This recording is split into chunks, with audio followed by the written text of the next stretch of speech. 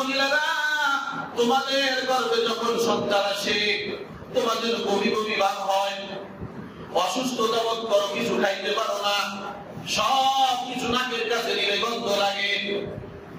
আমার মুহাম্মদ আমার গর্ভে আসার পরে এমন কোন অস্থির ভাব আমার হয় নাই।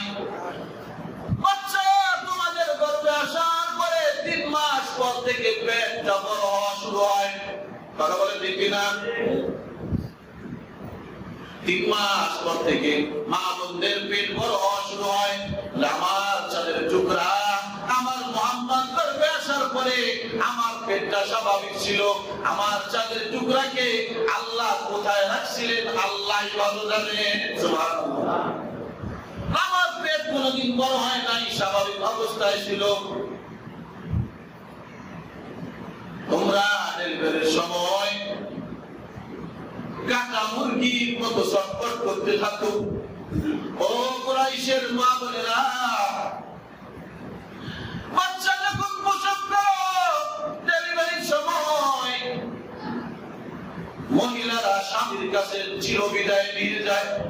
ও স্বামী, ও প্রাণের স্বামী, দুনিয়ায় তোমার সঙ্গে বিবাহ বন্ধন আবদ্ধ হওয়ার পরে কত অপরাধ করেছি, তোমার কত কথা শুনি নাই। স্বামী গো, বাচ্চা প্রসব করার জন্য যাইতেছি, ডেলিভারির জন্য যাইতেছি, মনে হয় আর ফিরে দেখা হবে না। স্বামী, তুমি আমাকে মাফ করে দাও। বাবা মার কাছে মাফ নেয়। এরপরে ডেলিভারির সময় কাটা গলা কাটা মুরগির মতো ছটফট করতে থাকে। ও কুরাইশের মেয়েরা, আমার মুহাম্মদ কেমনে জন্মগ্রহণ করেছে আমি আমেনা বুঝতেও পারি না। সুবহানাল্লাহ। কুরাইশের মেয়েরা ডাক দিয়ে বলে, আপনাদের জন্মগ্রহণ হলো কেমনে, কেমনে ডেলিভারি হলো? আমার 2 পাশে আমার বান্দিরা বসা ছিল, সুহাইবা বসা ছিল এক পাশে, আবু লাহাবের বান্দি এক পাশে বসা ছিল, উম্মে আইমান। দুইজনের সঙ্গে গল্প করতেছি একটা কোলবালিশের মধ্যে আলাম দিয়ে। গল্প করতে করতে আমার তন্দ্রা ভাব এসে যায়, চোখ দুটো আমি বন্ধ করে ফেলি। আমি ঘুমের ঘরে দেখতেছি আমার ঘরটা আলো দ্বারা ঝকমক ঝকমক করতেছে, কেমন জানি হাজার পরের কতগুলো বাল্ব আমার ঘরের মধ্যে লাগায় দেওয়া হয়েছে। আল্লাহু আকবার।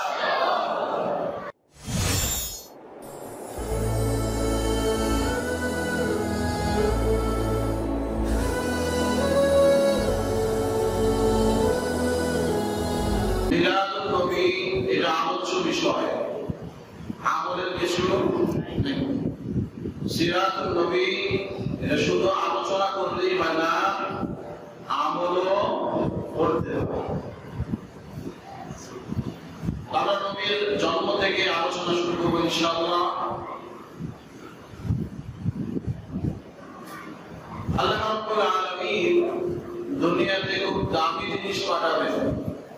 যত দামি জিনিস সহজেই কিন্তু কেউ দেয় না।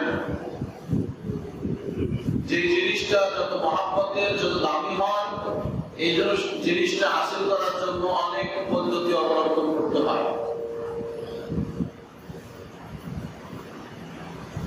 উদাহরণস্বরূপ, আপনাদের এলাকার সবচেয়ে ধনী ব্যক্তি, কোটিপতি, একমাত্র কন্যা, কোটিপতি একমাত্র কন্যা, কোটি কোটি টাকার মালিক, এই মানুষটা একটা শুধু মেয়ে। আরো যদি এই মেয়েটা আবার সুন্দরী হয়, মেয়েটা কি সুন্দরী, তাহলে আপনি আর আমি সবাই কি এই মেয়েটাকে বিয়ের প্রস্তাব দিতে পারবে? কি বলেন আপনারা? সবাই পারবে না।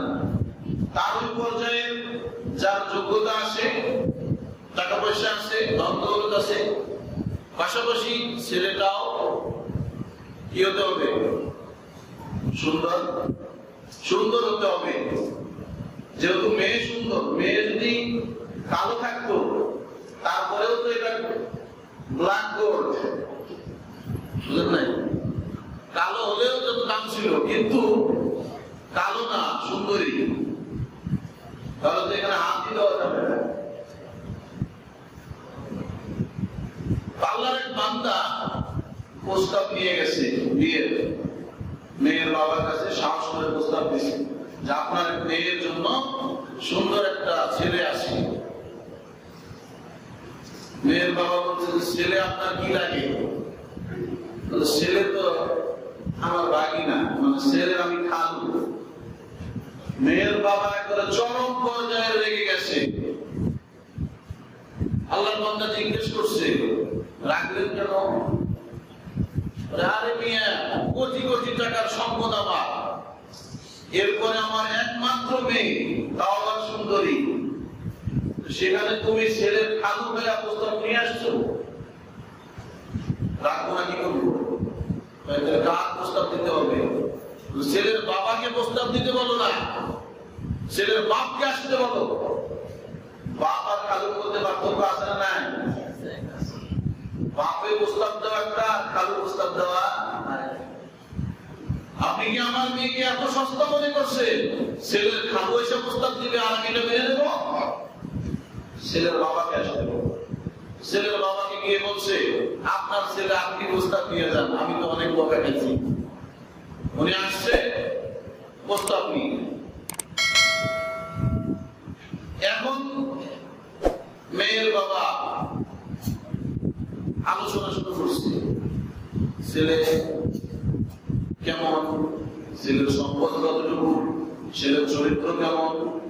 আগে কিন্তু আলাপও করে নাই, ছেলের ব্যাপারে খোঁজ খবরও নেয় নাই। আল্লাহ রাব্বুল আলামিন এত দামি জিনিস পাঠাবেন, দামি পয়গম্বর পাঠাবেন দুনিয়াতে, এমনিতেই পাঠাবেন? আল্লাহ বলতেছেন যে না, আমি একা, আমি এমনিতেই পাঠাবো না, তোমরা আগে দরখাস্ত করো, আমার কাছে আগে চাও, আমার এই রাহমাতুল আলামিনকে, দো জাহানের সরদারকে আমার কাছে চাও, এরপরে দেব। তো চাবে কে? ছেলের কে যাবে? ছেলের বাবা চাইতে হবে। বাবাকে ইব্রাহিম আলাইহিস সালাম। জাতির পিতাকে? আর মুসলমান এখনো বলতে ভয় পান নাকি? জাতির পিতাকে ইব্রাহিম আলাইহিস সালাম। মুসলমান জাতির পিতা ইব্রাহিম, জাতির পিতা ইব্রাহিম ছাড়া আর কেউ নয়। অন্য যাকে আপনারা জাতির পিতা বলতেন, তিনি কি জাতির পিতা?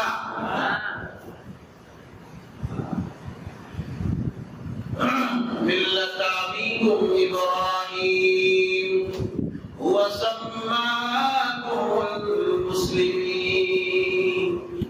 আল্লাহ বলে দিয়েছেন মুসলমান জাতির পিতা হলো ইব্রাহিম আলাইহিস সালাম।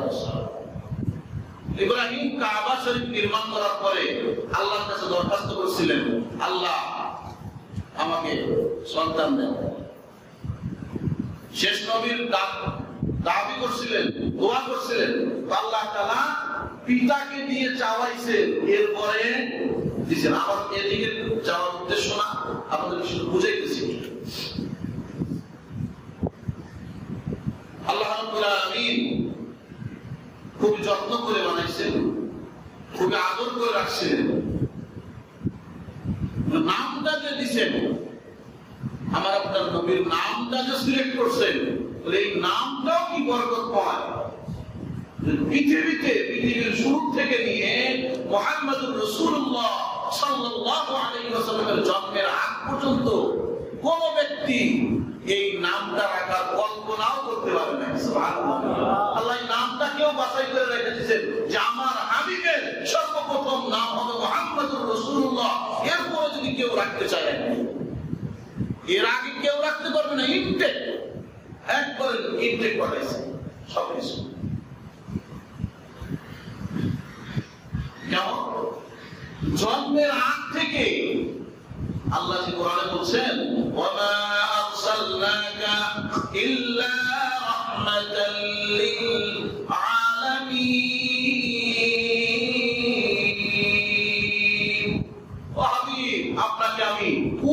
উভয় জাহানে পুরা পৃথিবীর রহমত হিসেবে প্রেরণ করেছি। সবার জন্য রহমত, মুসলমানের জন্য রহমত, হিন্দুর জন্য রহমত, খ্রিস্টানের জন্য রহমত, ইহুদিদের জন্য রহমত, এমনকি বনের হিংস্র প্রাণীদের জন্য রহমত, গাছপালা তরুণতার জন্য রহমত। জন্মের আগ থেকেই রহমত শুরু হয়ে গেছে, বরকত শুরু হয়ে গেছে।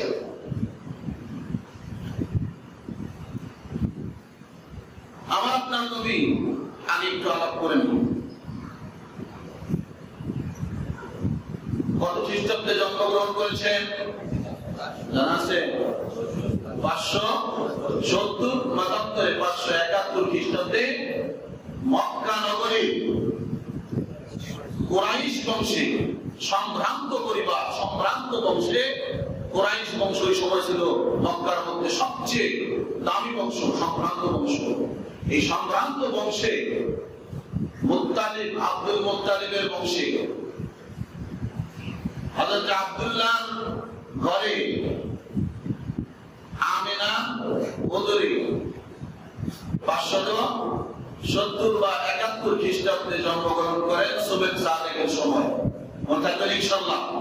কত জিনিসই তো মনে রাখি, রাসূলের জন্মের এই তারিখটা মনে রাখতে পারবো না?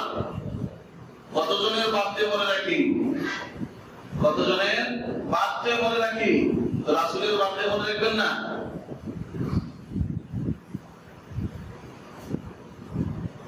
কত বলছি? 570 বা 71 খ্রিস্টাব্দে 22 এপ্রিল রবিউল আউয়াল মাসে, কেউ বলেছেন 8, 9, কেউ বলেছেন 12, সোমবার সুবহ সাদেকের সময় কুরাইশ বংশে, মক্কা নগরীর কুরাইশ বংশে আব্দুল্লাহর ঘরে আমিনার উদরে আল্লাহ রাব্বুল আলামিন শেষ জামানার পয়গম্বর 14 তারিখের চাঁদের ন্যায় উজ্জ্বল এই চাঁদের টুকরাকে আল্লাহ রাব্বুল আলামিন দুনিয়ার জমিনে পাঠিয়ে দিয়েছেন। সুবহানাল্লাহ। রাসূল আকরাম সাল্লাল্লাহু আলাইহি ওয়াসাল্লামের আব্বার নাম কি বলছি? আব্দুল্লাহ।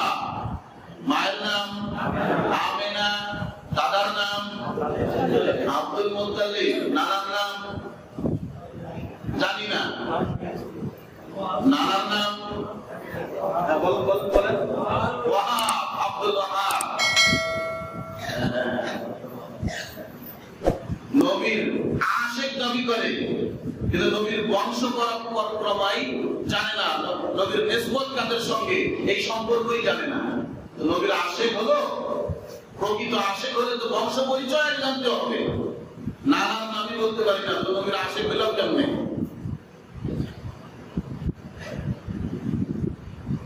আল্লাহ নবীর আব্বা যখন বিয়ে করে নাই, আব্দুল্লাহ এখনো বিয়ে করে নাই, অনেক ইতিহাস, সব বলতে গেলে তো সময় থাকবে না। রাসূল আকরাম সাল্লাল্লাহু আলাইহি ওয়াসাল্লামের দুজন পিতা, একটা হলো ইসমাঈল আলাইহিস সালাম, ইসমাঈলের বংশে, আরেকজন হলেন আব্দুল্লাহ। দুইজনকেই জবিহুল্লাহ বলা হয়। কিতাবের মধ্যে আছে দুইজনকে কি বলা হয়? জবিহুল্লাহ। ইসমাঈল হুজুর ইসমাইল না জবিহুল্লাহ, এটা বুঝলাম। ইসমাইলকে তো ইব্রাহিম কুরবানি করার জন্য নিয়ে গেছিলেন, এটা জবিহুল্লাহ বুঝলাম। তো আব্দুল্লাহ আর জবিহুল্লাহ হলো কেমনে? এটা বলতে গেলে আমার ইতিহাস অন্যদিকে যাইতে হয়। তো যাই সংক্ষেপে আপনাদেরকে বলে দিতেছি। হযরত আব্দুল্লাহ এরাকেও জবিহুল্লাহ বলা হয়, কারণ মক্কা বাইতুল্লাহর দায়িত্ব ছিল আব্দুল মুত্তালিব। বাইতুল্লাহর দেখাশোনার দায়িত্ব কার ছিল? আব্দুল মুত্তালিব, আব্দুল্লাহর বাপের। হঠাৎ করে বাইতুল্লাহ গায়েব হয়ে গেছে, হঠাৎ করে বাইতুল্লাহ নাই, কাবা নাই। আব্দুল মুত্তালিব মাতম করছে, আল্লাহ তোমার বাইতুল্লাহকে তুমি আমার ফিরাই দাও, তাহলে আমি আমার ছেলে তোমার জন্য কোরবানি করে দেব। মক্কা নগরীতে যদিও তারা ওই সময়ের ছিল, কিন্তু তারা কথার মধ্যে অটল ছিল, যা মান্য করবে তাই। হঠাৎ করে দেখে বাইতুল্লাহ আবার স্বস্থানে হাজির।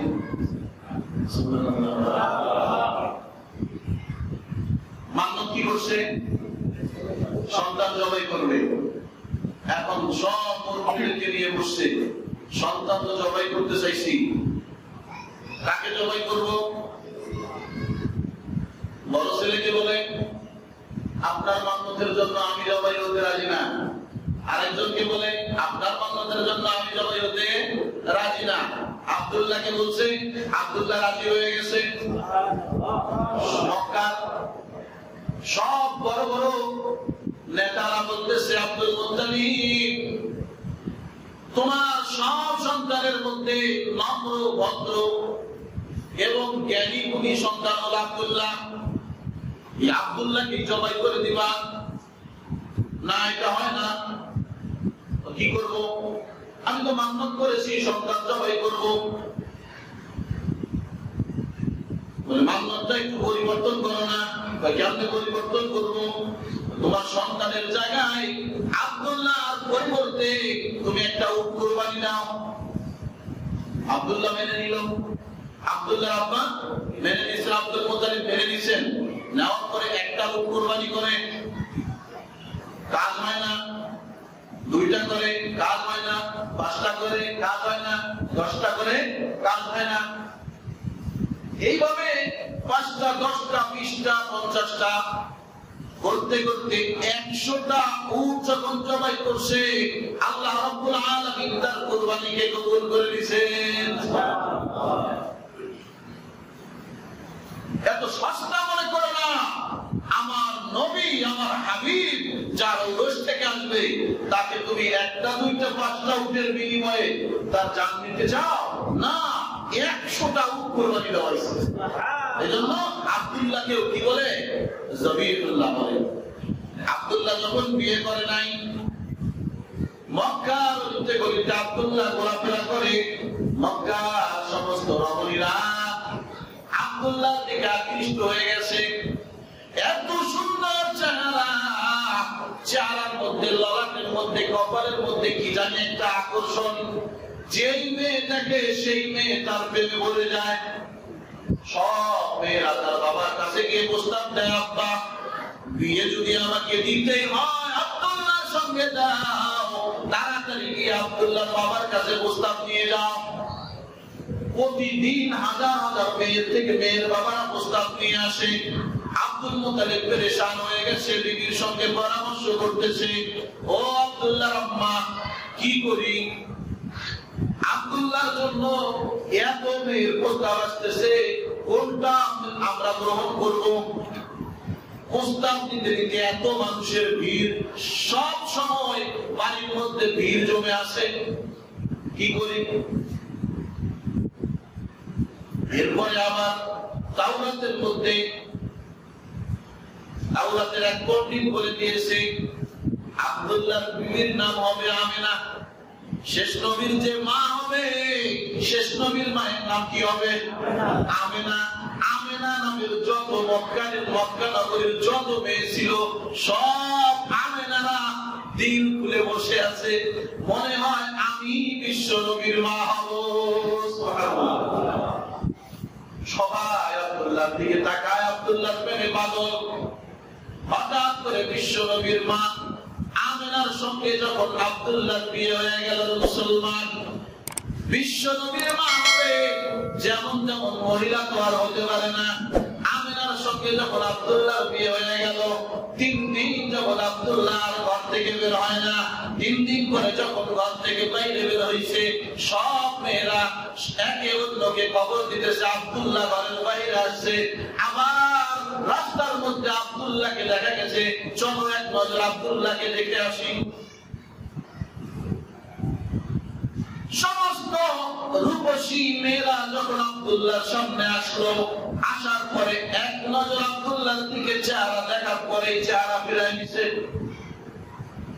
আব্দুল্লাহ সমস্ত মেয়েদেরকে ডাকতে বলে, ও মক্কার রূপসীরা, এতদিন তো তোমরা আমার পিছে পিছে ঘুরেছো, আজকে কেন আমার চেহারা থেকে তোমরা মুখ ফিরাই নিতেছো?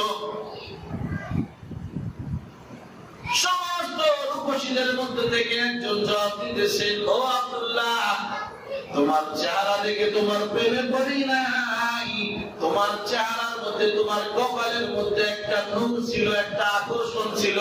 তোমার এই আকর্ষণ দেখার সাথে সাথে আমরা দুনিয়ার কিছু আর মনে রাখতে পারি নাই, তোমার প্রেমে আসক্ত হয়ে গেলাম। কিন্তু আজকে তোমার চেহারার মধ্যে ওই নূরের আকর্ষণ আর নাই। চিৎকার দিয়ে আল্লাহু আকবার। এই নূর হলো আমার আপনার নবীর নূর। বিয়ে করেছেন আমেনাকে, 3 দিন আমেনার সঙ্গে বসবাস করছে। আল্লাহ তাআলা আব্দুল্লাহর কপাল থেকে এই নূরটা ট্রান্সফার করে আমেনার গর্ভের মধ্যে দিয়ে দিয়েছেন। সুবহানাল্লাহ।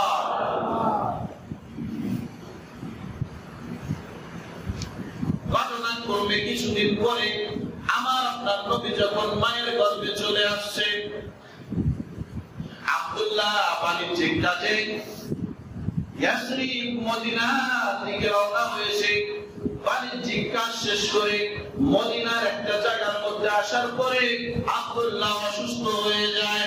আব্দুল্লাহ অসুস্থ হওয়ার পরে আল্লাহর বান্দা, আল্লাহর এই নেক বান্দাকে আল্লাহ তাআলা পছন্দ করে নিজের কাছে ডেকে নেয়।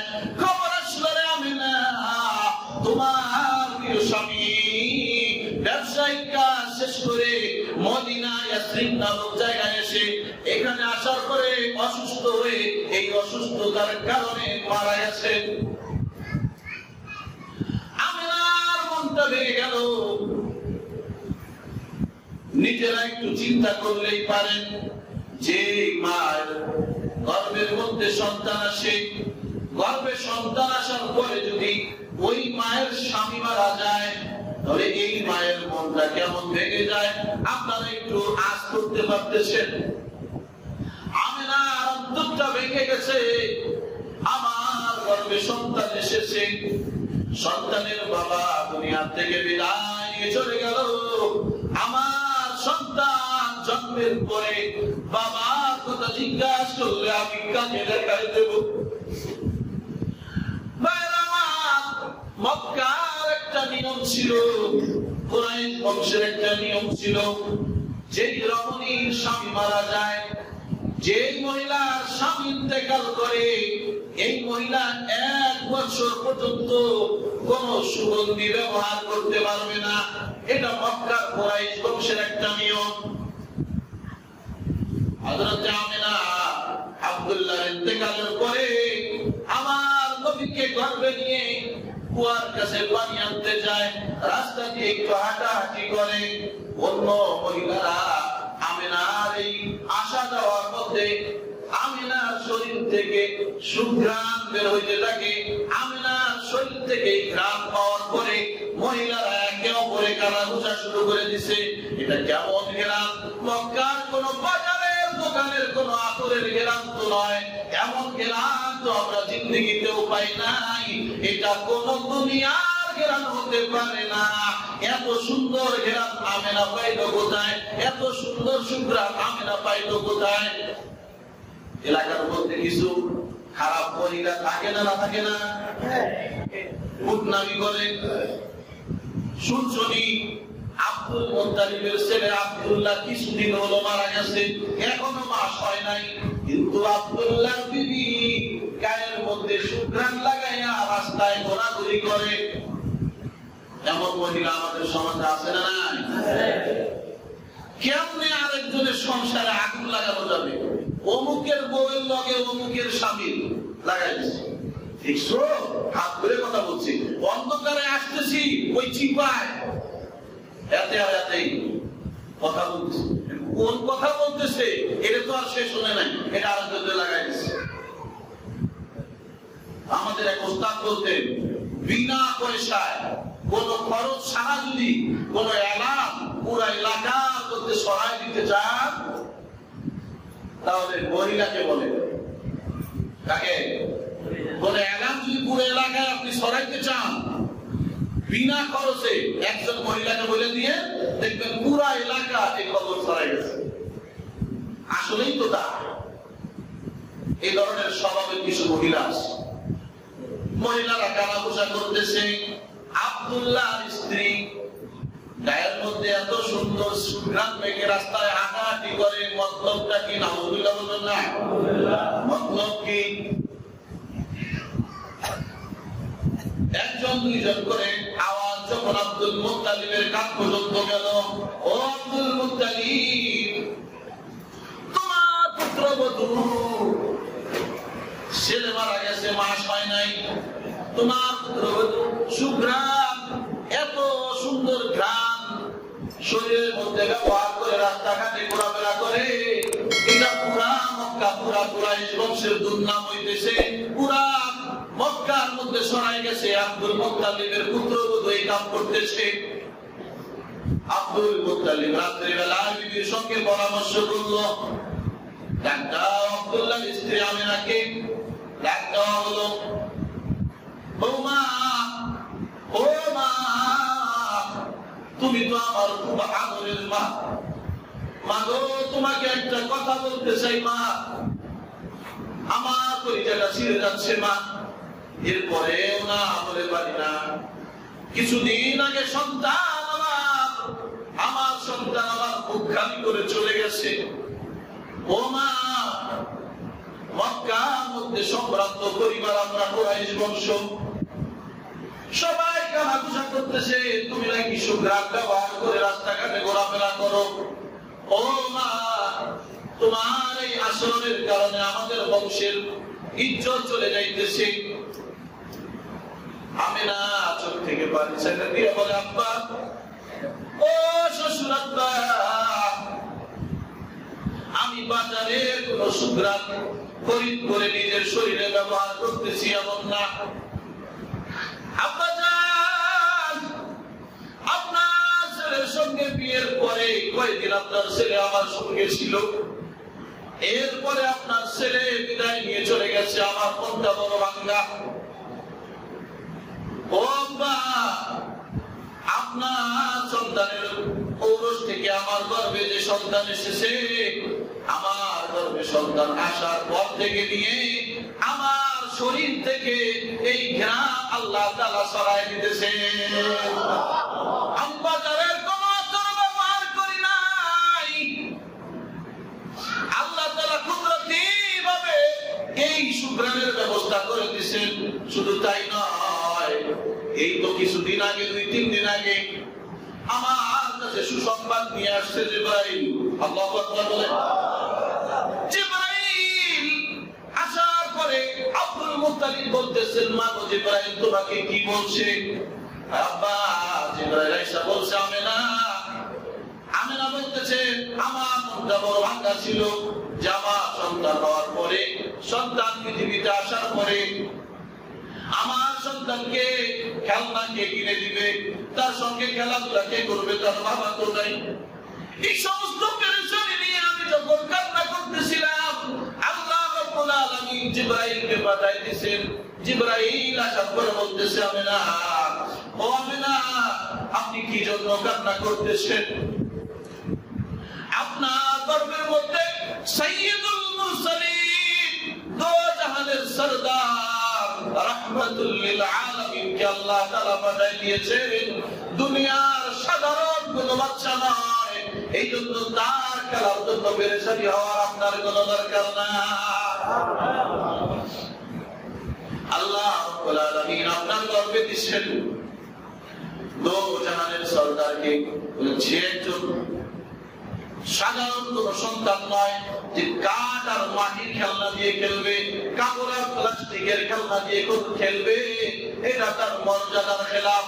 আল্লাহ রাব্বুল আলামিন আপনার সন্তানের সঙ্গে খেলা করার জন্য আসমানের চাঁদ আপনার ঘরের মধ্যে পাঠিয়ে দিবেন। ও বাবা, এতটুকুই নয়, আমি যখন আমার মুখ থেকে থুতু নিক্ষেপ করি, এই থুতু থেকেও এই ঘ্রাণ বের হতে থাকে। আমিনা শাশুড়ি ডাক দিয়ে বলতেছেন, বৌমা সত্যি বলেছো। তুমি যদি বাথরুমে যাও, তুমি বাথরুম থেকে বের হয়ে আসার পরে আমি যখন এই বাথরুমে গেছি, সুন্দর একটা ঘ্রাণ আমার নাকের মধ্যে আসে, যেই রকম ঘ্রাণ আমি দুনিয়ার জমিনে কখনো পাই না। জন্মের আগেই বরকত শুরু হয়ে গেছে। আমিনা ডাক দিয়ে বলেন, আমি যখন কলসি নিয়ে পানি আনার জন্য যাইতাম, কুয়ার পরে যখন পানি আনার জন্য যাইতাম, রাস্তায় যখন বের হইতাম হাঁটার জন্য, রাস্তা দুই পাশের গাছপালা তরুণতাগুলো আমাকে সালাম দিত, আসসালামু আলাইকা ইয়া আমিনা। ও আমিনা, তোমার গর্ভে সাধারণ কোন সন্তান নয়, সাইয়্যিদুল মুরসালিন, দোজাহানের বাদশা তোমার গর্ভে আছে।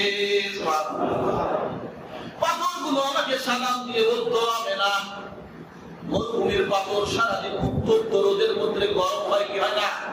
গরম হয়ে যায়। ডাক দিয়ে বলেন, আব্বা যখন আমি পাথরের উপর পা দিতে যাই, পাথর আমাকে সালাম করে। পাথর ডাক দিয়ে বলে, আমিনা তোমার গর্ভের মধ্যে সাধারণ কোন সন্তান নয়, দোজাহানের বাদশা আল্লাহ তাআলা পাঠাইছেন। আমি পাথর তোমার জন্য তুলার মতো নরম হয়ে গেলাম, আর বরফের মতো ঠান্ডা হয়ে গেলাম, তুমি নিশ্চিন্তে পাও দিতে পারো। শুধু এতটুকুই নয়, কুয়ার কাছে যখন যাই, কুয়ার পানি কোথায় থাকে? দেখছেন? কুয়ার পানি কিন্তু নিচে থাকে লেয়ার। আমি কুয়ার কাছে যাওয়ার সাথে সাথে পানিগুলো লাফ দিয়ে কুয়ার গলা পর্যন্ত আসা যায়। আমি যখন ওখান থেকে সরে আসি, আবার কুয়ার পানি নিজ স্থানে চলে যায়।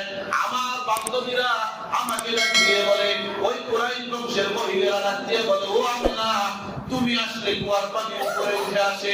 আমিনা গো, একটু দেরি করো না, তুমি থাকতে আমরা আমাদের বস্ত্রগুলো করে নেই।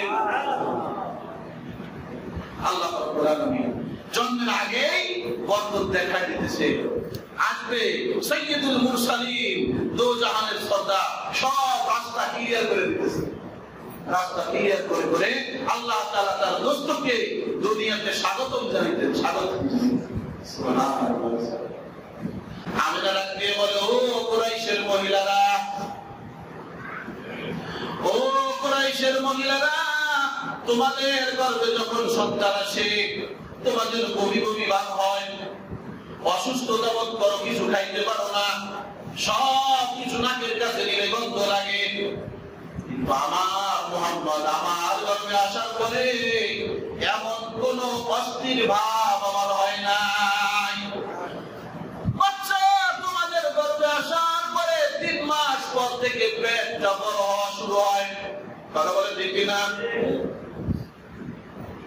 3 মাস পর থেকে মা বোনদের পেট বড় হওয়া শুরু হয়। আমার চাঁদের টুকরা আমার মুহাম্মদ গর্ভে আসার পরে আমার পেটটা স্বাভাবিক ছিল। আমার চাঁদের টুকরাকে আল্লাহ কোথায় রাখছিলেন আল্লাহই ভালো জানেন। সুবহানাল্লাহ। আমার পেট কোনদিন বড় হয় নাই, স্বাভাবিক অবস্থায় ছিল। তোমরা ডেলিভারির সময় কাটা মুরগির মতো ছটফট করতে থাকো। ও কুরাইশের মা বোনেরা, বাচ্চা যখন প্রসব করো, ডেলিভারির সময় মহিলারা স্বামীর কাছে চিরবিদায় নিয়ে যায়। ও স্বামী, ও প্রাণের স্বামী, দুনিয়ায় তোমার সঙ্গে বিবাহ বন্ধন আবদ্ধ হওয়ার পরে কত অপরাধ করেছি, তোমার কত কথা শুনি নাই। স্বামী গো, বাচ্চা প্রসব করার জন্য যাইতেছি, ডেলিভারির জন্য যাইতেছি, মনে হয় আর ফিরে দেখা হবে না। স্বামী, তুমি আমাকে মাফ করে দাও। বাবা মার কাছে মাফ নেয়। এরপরে ডেলিভারির সময় কাটা গলা কাটা মুরগির মতো ছটফট করতে থাকে।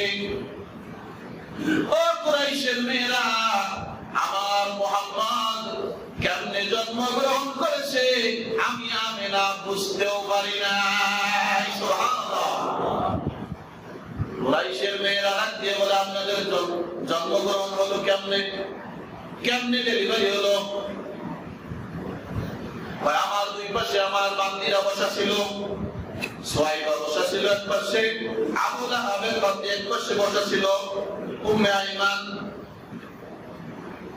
দুইজনের সঙ্গে গল্প করতেছি একটা কোলবালিশের মধ্যে এলান দিয়ে। গল্প করতে করতে আমার তন্দ্রা ভাব এসে যায়, চোখ দুটো আমি বন্ধ করে ফেলি। আমি ঘুমের ঘরে দেখতেছি আমার ঘরটা আলো দ্বারা ঝকমক করতেছে, কেমন জানি হাজার পরের কতগুলো বাল আমার ঘরের মধ্যে লাগায় দেওয়া হয়েছে। আল্লাহু আকবার। কুরাইশের মেয়েরা, আমি যখন এটা দেখতেছি আমার ঘরের কোনায় পূর্বের জান্নাতি মহিলারা বসে আছে, কোনার মধ্যে একজন বসে আছে। ডাক দিয়ে বললাম, কে গো আপনি, কে? ডাক দিয়ে বলেন, আমি না, তুমি আমাকে চিনবে না, আমি আদম পত্নী হাওয়া। আরেকজন দেখে আরেক পাশে বসা আছে। ডাক দিয়ে বলে, আপনি কে? আমাকে চিনবে না, আমি পয়গম্বর ঈসার আম্মা হযরত মারইয়াম। সুবহানাল্লাহ। আরেকজন আরেক পাশে বসা আছে, ওনাকে বললাম, আপনি কে? উনি বলেন, আমাকে চিনবে না, আমি বললাম ফেরাউনের স্ত্রী হযরত আসিয়া। সুবহানাল্লাহ। আপনারা আমার ঘরে কেন আসছেন? আমি গুনাহগারের ঘরে কেন? আপনারা গুনাহগার তুমি তো না।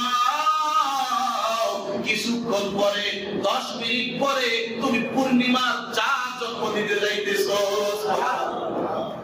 আল্লাহ রাব্বুল আলামিন জান্নাত থেকে মেডিকেল টিম হিসাবে তোমার ডেলিভারি কাজে যেন সহযোগিতা করতে পারি, এই জন্য মেডিকেল টিম বানায় আমাদেরকে পাঠাইছেন। সুবহানাল্লাহ। দেখতেছি এরপরে আমার ঘুমটা ভেঙে গেল। ঘুম ভেঙে গেছে, বাড়ির কোলের মধ্যে দেখি একটা ফুটফুটে বাচ্চা করে নিয়ে নূর যেন চমকাইতেছে, আমার পুরা ঘর উজ্জ্বল হয়ে গেছে। আমি জিজ্ঞাসা করলাম, কার বাচ্চা কোলে নিয়ে আসো? এত সুন্দর বাচ্চা পাইলা কোথায়? বলে, ম্যাডাম কিছুক্ষণ আগে তো আপনি ডেলিভারি করলেন। কি বলো? আমার বাচ্চা আমি ডেলিভারি করেছি, আমি জানি না। আল্লাহ রাব্বুল আলামিন কত আসান, কত সুন্দর তরিকায় জন্মগ্রহণ করাইছেন মুহাম্মদুর রাসূলুল্লাহ সাল্লাল্লাহু আলাইহি ওয়াসাল্লামকে। আমিনা রাখতে বলেন, আমার কলিজার টুকরা সন্তানকে যখন আমি কোলে নিলাম, আমার সন্তানের জন্মের আগেই কে যেন আমার কানে আইসা বলে দিত, ও আমিনা, তোমার এই সন্তানটা জন্মগ্রহণ করার পরে এই কথা বলে দিও যে আমার এই সন্তানকে এক আল্লাহ আমি সতর্ক করে দিলাম, আর এই সন্তানের নাম হবে দুনিয়াতে মুহাম্মদ, আর আসমানে হবে এই সন্তানের নাম আহমদ। চিৎকার দিয়ে আল্লাহু আকবার। সব সন্তানের নাম নির্ধারণ করা হয় জন্মের পরে, 7 দিনের দিন আকিকা দিয়ে মাথা মুন্ডানোর পরে এরপরে নাম নির্ধারণ করি আমি। কিন্তু আমার আপনার নবী সাইয়্যিদুল মুরসালিন, দো জাহানের সরদারের নাম নির্ধারণ করেছেন কে? আল্লাহ। আল্লাহ নির্ধারণ করে দিয়েছেন এই সন্তান দুনিয়াতে যাওয়ার পরে তার নাম হবে কি? মুহাম্মাদুর রাসূলুল্লাহ সাল্লাল্লাহু আলাইহি ওয়াসাল্লাম। বাচ্চাকে কোলে নিলেন, আমিনা বলেন, আমি আমার সন্তানকে কোলে নেওয়ার পরে দেখতেছি তার দুইটা হাত দিয়ে লজ্জাস্থানটা চিপে ধরে আসছে। আমি মা বুঝতে পেরেছি আমার সন্তান দুনিয়ার সাধারণ কোন সন্তান নয়, তার লজ্জাস্থান কাউকে দেখতে দেবে না। আল্লাহু আকবার।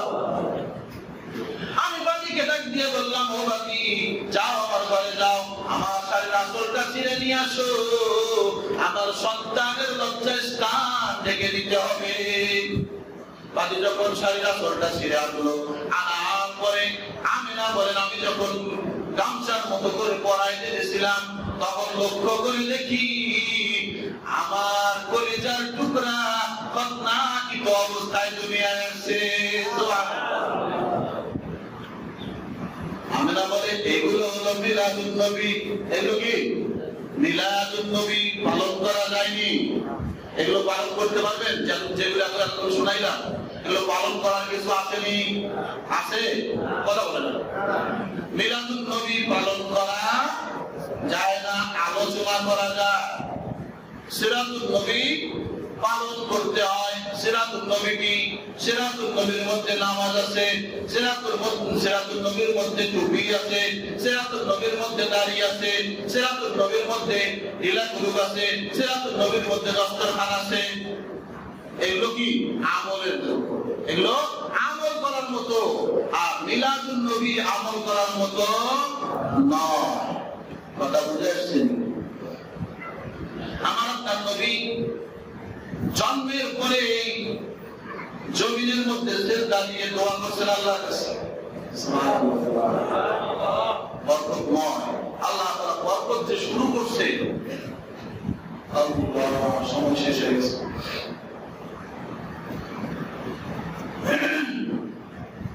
হালিমা নাম শুনছেন নি? হালিমা নাম শুনছেন?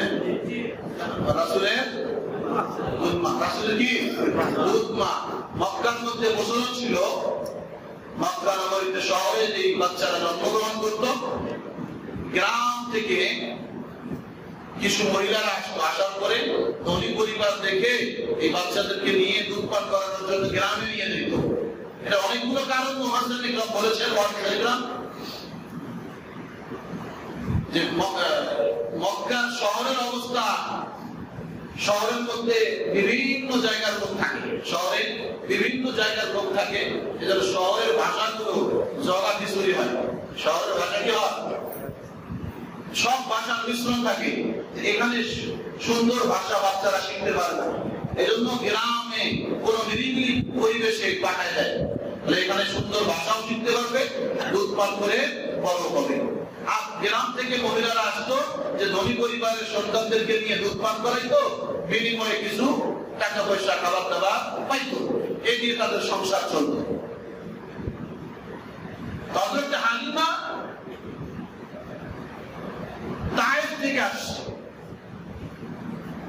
তায়েফে হলো হযরত হালিমার বাড়ি।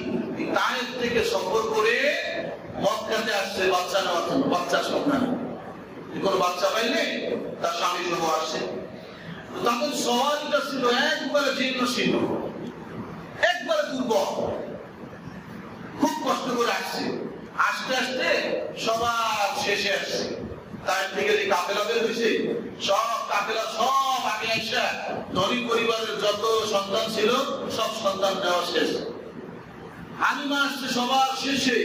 আসার পরে দেখে মক্কা নগরীতে আর কোনো বাচ্চা নাই, একমাত্র মুহাম্মদুর রাসূলুল্লাহ সাল্লাল্লাহু আলাইহি ওয়াসাল্লাম। বলে তাকে কেউ নেয় নাই, তার কাছে কেউ যায়ও নাই, জিজ্ঞেস করে নাই কেন? এটি বাপ না, এর দুধ পান করাইলে কি দিবে? নিজেই তো বিধবা, কি আর দিবে? এই জন্য কেউ জিজ্ঞেস করে নাই। হালিমা তার স্বামীকে বলতেছে, স্বামী আসছি এত দূর থেকে কষ্ট করে, খালি হাতে চলে যাবো? নাই মামা আছে, কালা মামা বাবু, খালি হাতে যাওয়ার থেকে এতিম বাচ্চাটাকে নিয়ে যাই। আমাদের দ্বারা একটা এতিম বাচ্চার আলোচনা পরে যদি সে সম্ভব হলে কিছু দেয়, দিবে, না দিলে নাই। এতিম বাচ্চা একটা সওয়াবের নিয়তে, এটা এতিম বাচ্চাকে মানুষ করার নিয়তে নিয়ে যায়। চলো, স্বামী অনুমতি দিয়ে দিচ্ছে। আসলেই আল্লাহ রাব্বুল আলামিন ওই রকম মানুষের কাছেই তো বাধা দেন। আল্লাহ রাসূলকে উৎপন্ন করাবেন ওই রকম নেককার দিলওয়ালা, যাদের মধ্যে ইনসাফ আছে, এই ধরনের মহিলার কাছেই তো পাঠাবেন। নাকি বলেন আপনারা? সাধারণ মহিলার কাছে তো পাঠাবেন না। আল্লাহ তাআলা বাছাই করে রাখছেন আগে থেকে যে হালিমা আসবে। হালিমা বলেন, স্বামীর সঙ্গে পরামর্শ যখন হয়ে গেল, আমিনার সঙ্গে কথা বলার পরে যখন আমার চাঁদের টুকরাটাকে, সোনামণিটাকে যখন করে নেওয়ার জন্য গেছি, হাতটা বাড়ানো দেরি, আল্লাহ রাসূল সত্য মুহাম্মদুর রাসূলুল্লাহ দুই হাত দিয়ে যেন আমাকে জড়ায় ধরছে। সুবহানাল্লাহ। হালিমা বলে, আমার কলিজাটা ঠান্ডা হয়ে গেছে, মনে হয় আমার শরীরের মধ্যে আল্লাহ তাআলা সেই যুব যৌবনকালের শক্তি দিয়ে দিয়েছেন। সুবহানাল্লাহ। আমি এমন অনুভব করতেছি যেন জান্নাত থেকে আমাকে জান্নাতের শান্তিগুলো দেওয়া হইতেছে, এরকম অনুভব আমি করতেছিলাম। আমি ওই টুকরাকে নিয়ে স্বামীর কাছে গেলাম, যাওয়ার পরে আমার সওয়ারিতে উঠছি। আমার স্বামী আমাদের সামনে যখন করছে, সওয়ারিটা দাঁড়ানো ছিল, আমার স্বামী ওঠার সাথে সাথেই সওয়ারি বসে পড়ছে। হালিমা মনে মনে চিন্তা করতেছে, এত দুর্বল সওয়ারি তো না, আমরা দুজন তো সফর করে আসছি, আমার স্বামী উঠলেই বসে পড়ে। স্বামী আবার নামছে, আবার দাঁড়ায় গেছে, আবার উঠছে, আবার বসে পড়ে। হালিমা বুঝতে পারছে। হালিমা তার স্বামীকে ডাকতে বলে, স্বামী গো, সামনে না বসে একবার পেছনে বসেন তো দেখি। হালিমা স্বামী যখন সামন থেকে নেমে পিছনে এসে বসছে, হালিমা সওয়ারি এমন তরুণতাজা হয়ে গেছে, এমন শক্তিশালী হয়ে গেছে, উটের দৌড় দিয়ে সব সওয়ারিকে পিছনে ফেলে দৌড়ানো আরম্ভ করছে। হালিমা মনে মনে বুঝতে পারছে না, এটা সাধারণ কোন বাচ্চা নয়। জিবরাইল আইসা হালিমার কানে কানে বলে যায়, ও হালিমা, সাধারণ কোন সন্তানকে তুমি বলে নাও নাই, তোমার স্বামী যদি সামনে বসতো, আল্লাহ তাআলা মুহাম্মদকে পাঠাইছেন পুরা দুনিয়ার সরদারি, পুরা দুনিয়ার বাদশাহী, পুরা দুনিয়ার রাজত্ব করার জন্য। তার সামনে কেউ বসে তার দিকে পিঠ দেবে, এই বেয়াদবি আল্লাহ তাআলা বরদাস্ত করবে না। আল্লাহু আকবার। আমার স্বামী সামনে বসছে, জন্য সওয়ারি বসে বসছে। যখন এই স্বামী পিছনে বসছে, এই সাথে সাথেই সওয়ারি দৌড় দিচ্ছে। হালিমা বলে, যত সওয়ারি আগে চলে গেছিল সব সওয়ারিকে ওভারটেক করে চলে যাচ্ছে আমার সওয়ারি। আল্লাহু আকবার বলে। সবাই অবাক হয়ে গেছে, হালিমা এত তেজি সওয়ারি কোথায় পেলা? তুমি তো দুর্বল এক সওয়ারি নিয়ে গেছিলা, এত তেজি সওয়ারি কোথায় পেলা? সওয়ারি তো আমি পাল্টাই নাই, সওয়ারির উপরে যেই বরকত আমি নিয়েছি, এই বরকত তোমরা পাও নাই।